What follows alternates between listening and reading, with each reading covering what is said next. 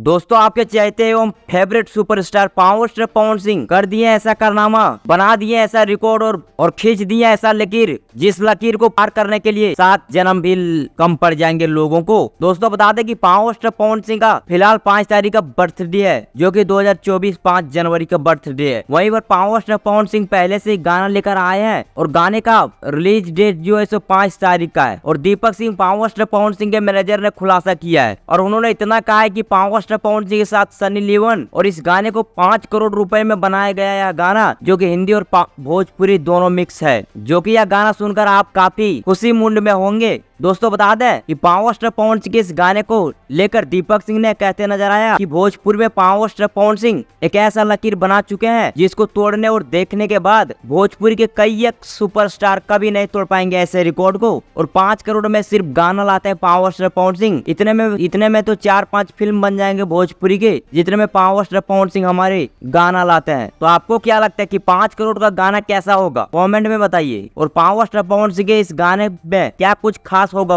पिछले गाने को लेकर, पिछले साल गाना आया था उस गाने से क्या खास हो गया इस बर्थडे गाने में, कमेंट में बताइए। और पावर स्टार पवन सिंह के सच्चे वाले फैन होंगे तो इस वीडियो को दिल से लाइक कर और चैनल को सब्सक्राइब कर ले, ताकि पावर स्टार पवन सिंह से रिलेटेड वीडियो को देख सके। और बाकी मैं मिलूंगा किसी और वीडियो, तब तक जय हिंद, वंदे मातरम।